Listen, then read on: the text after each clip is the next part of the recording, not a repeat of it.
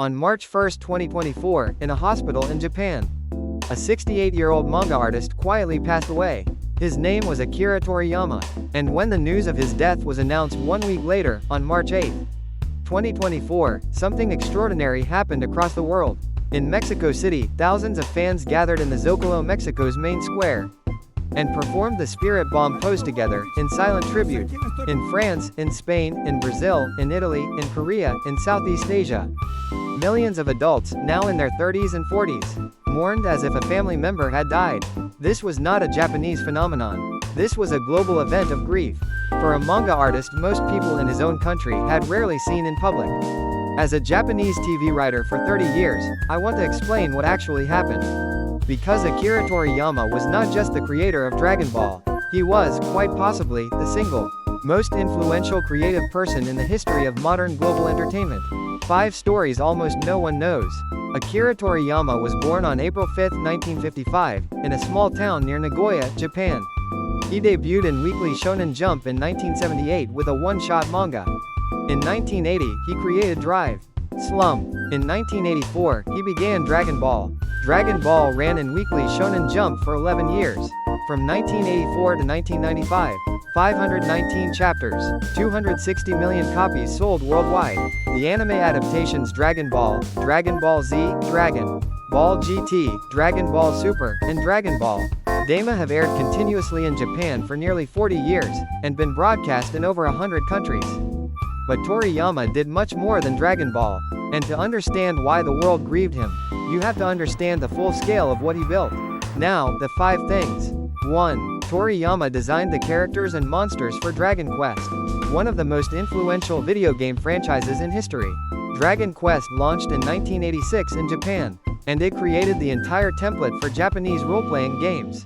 Every character in Dragon Quest, from the heroes to the iconic slime enemy, was designed by Akira Toriyama. Over the next 37 years, until his death, Toriyama continued to design new characters for every Dragon Quest game. The franchise has now sold over 88 million copies worldwide. Every Japanese role-playing game that came after Dragon Quest Final Fantasy, Chrono Trigger, Pokemon, and eventually the entire modern JRPG genre inherited some element of Toriyama's visual language.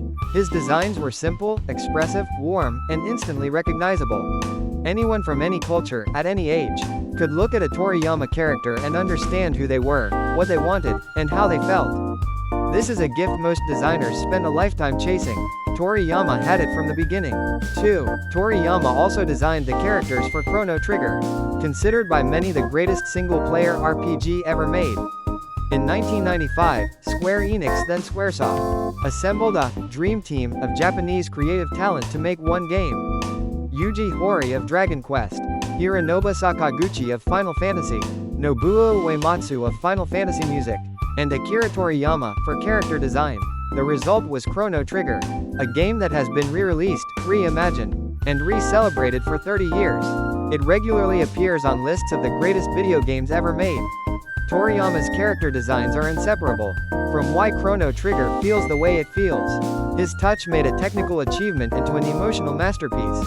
Very few people in the world can claim to have designed the characters for both the most successful JRPG franchise Dragon Quest and the most acclaimed single-player RPG Chrono Trigger.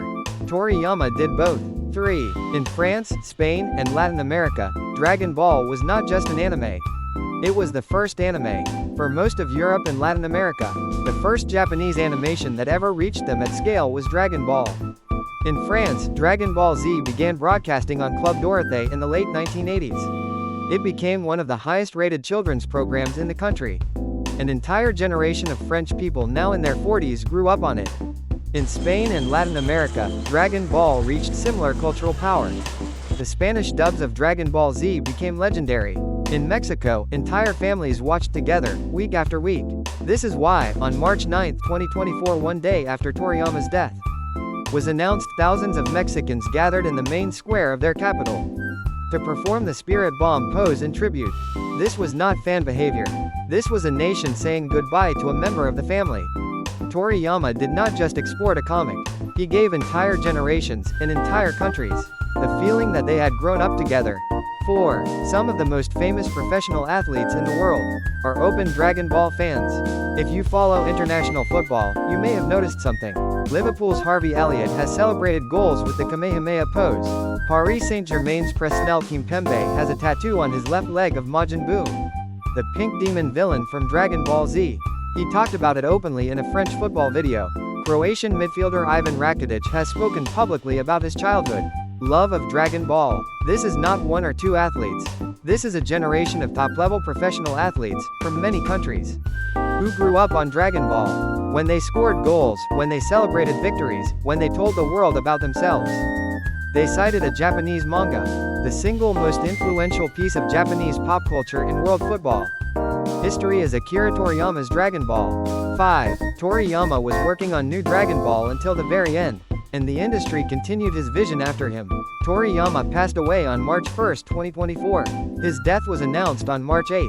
At that moment, Toriyama was actively working on a new anime series, Dragon Ball Daima, which he had been developing as original creator, story writer, and character designer. Dragon Ball Daima premiered in October 2024, several months after his death. It aired to enormous global audiences. It was, in many ways, Toriyama's final gift to the world. Even more remarkably, the industry around Dragon Ball did not stop. His original editor, Kazuhiko Torishima, continued to shape and protect the franchise. His hand-picked successor for the manga, Toyotaro, continues to write and draw Dragon Ball Super under Toriyama's guidance and, now, in his memory. This continuation matters. Toriyama's death was mourned, but the world he built is still growing. His characters Goku, Vegeta, Bulma, the slime, Chrono will continue reaching new generations, forever. So why should you understand Akira Toriyama? Because everything about him, the simple designs that traveled everywhere, the video game revolution. He helped create the countries that grew up with his stories, the athletes who cite him as inspiration, and the industry that carries on his work is proof of one thing. The most important creators in the world are often the quietest. They do not seek fame. They do not chase controversy. They simply draw and draw and draw for decades, until an entire generation grows up recognizing their line. Akira Toriyama drew for 45 years, and when he was gone, the world stopped for a moment to remember him. After 30 years inside Japanese television, this is what I see when I look at Akira Toriyama's legacy. May he rest in peace, and may his characters continue to travel wherever they need to go. If there is another Japanese creator you'd like me to break down next, comment below. See you next time. This was Keizo TV. Please subscribe.